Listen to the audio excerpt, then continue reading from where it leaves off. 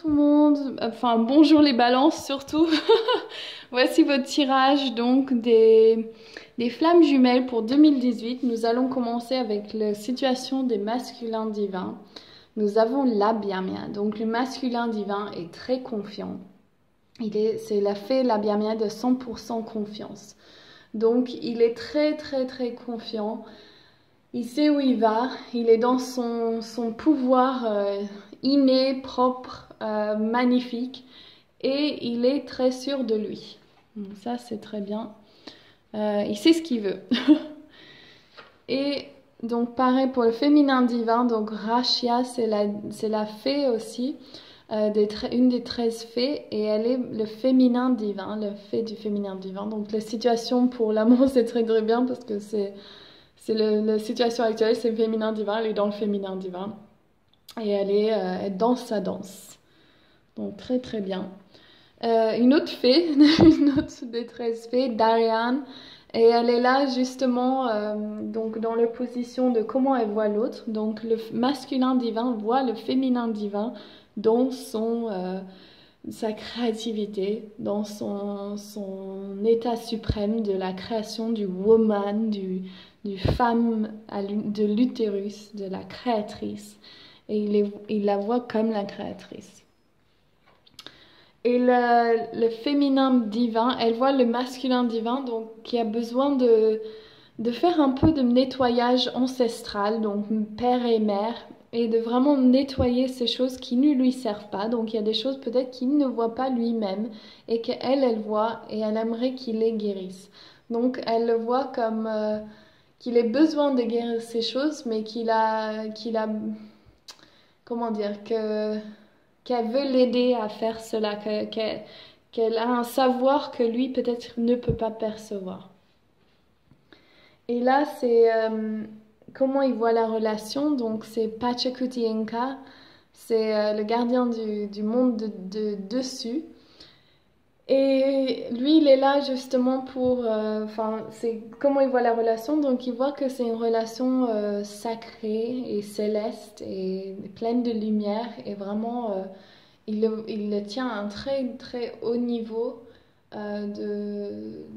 d'honorer. Enfin, il honore cette relation. Il la voit très, très belle. Et là, Sirius, donc elle, la féminin divin, elle voit cette relation comme un mariage céleste du père et mère, de Sirius et le père et la mère des étoiles, nos pères et mères, nos premiers pères et mères. Et donc c'est vraiment cette énergie donc magique et connectée au passé ancestral, et elle voit cette relation vraiment comme une union parfaite. Et Arcturus, donc ça c'est l'énergie donc de comment le masculin divin, qu'est-ce qu'il apporte à la relation. Donc il apporte l'aspect guerrière et purificateur. Donc il vient pour arrêter ces conversations mentales qui n'apportent rien, donc les pensées négatives sur soi et autrui.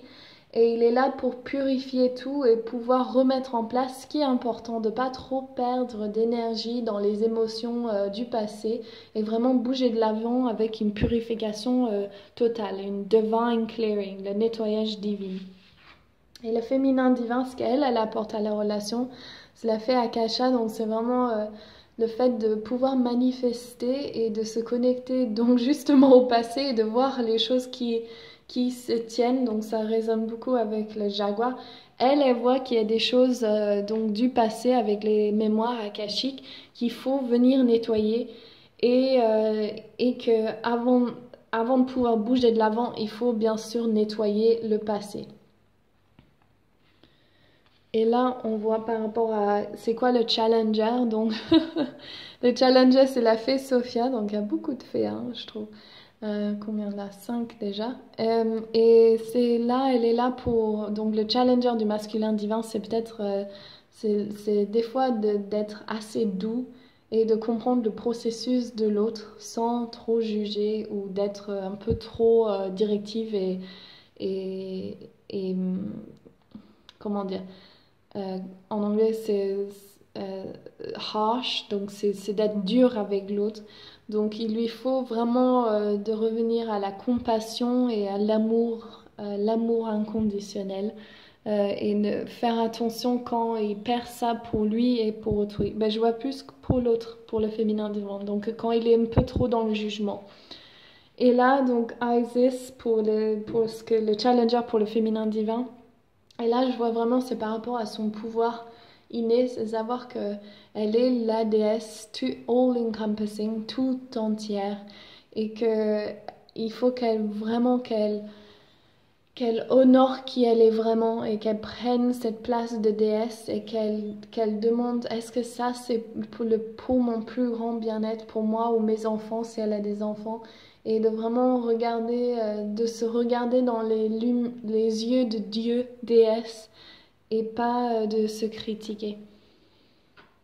Et là, donc pour qu'est-ce que le masculin divin désire de la relation, c'est une connexion aux étoiles, de canaliser les êtres. Donc Orion, c'est mon professeur pour canaliser. On se connecte à son énergie et c'est lui qui nous apprend à recevoir des messages. Et lui, il est là justement pour nous aider et nous remettre en place pour que nous puissions vivre dans cet état de canal et de pouvoir se connecter à Dieu, déesse, tout au long de la journée et des années pour justement être dans notre énergie le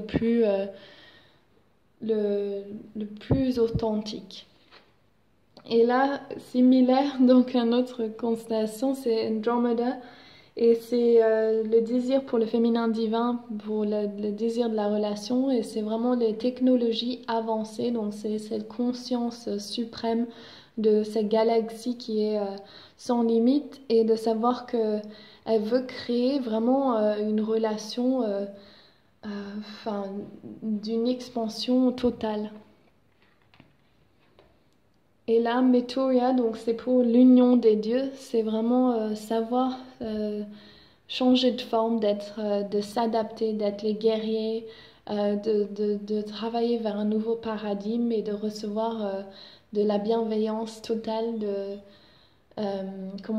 d'être les pionniers de cette nouvelle vie, donc de vouloir le meilleur de soi et le meilleur pour autrui aussi, donc créer un nouveau paradigme et d'être les guerriers féeriques. Donc on a 1, 2, 3, 4, 5, 6 fées sur 13. Wow, c'est magnifique.